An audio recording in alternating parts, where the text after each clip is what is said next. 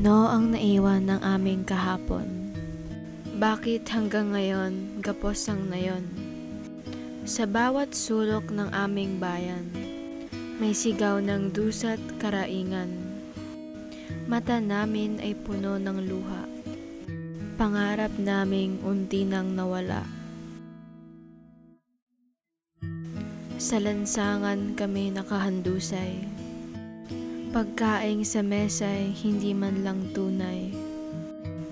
Ang aming inay lumuluha sa dusa, habang may iba'y nilulunod sa tawa. Edukasyon tila hindi para sa amin. Pangarap ng batay pilit ninanakaw ng dilim. Hustisya raw, ngunit di namin matimbang. May pabor ang bigat ng hatol na hibang. Sa aming dusa at pagkadapa, apoy ng paglaban ay di mawawala.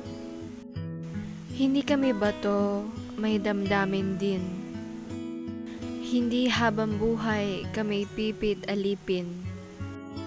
Magsasaka kami, pawis ang puhunan. Ngunit ani inagaw, kami iniwang luhaan.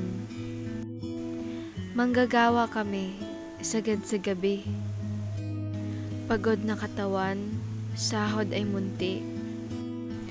Sino ba ang may sala sa agwat na malupit? Hanggang kailan kami magtitiis sa sakit? Wala bang saysay ang aming hinaing? Hanggang kailan kami maghihintay ng gising? Ngunit sa bawat hikbi, sa bawat daing, may alab ng laban, sa puso'y nagningning.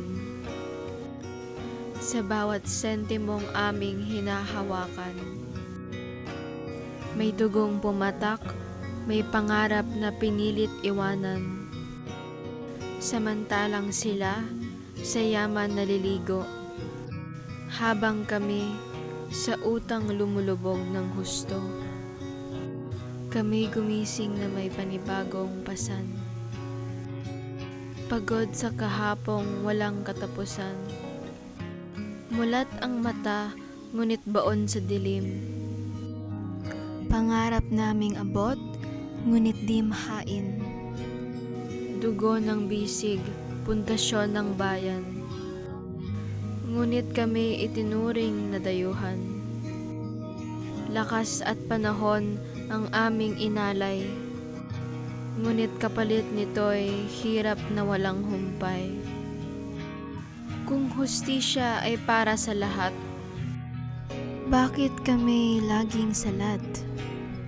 Kung ang bayan ay sinasabing malaya, bakit kami walang karapatan sa ginhawa? Mananatili na lang ba tayong tahimik at sunod-sunuran sa mga malupit?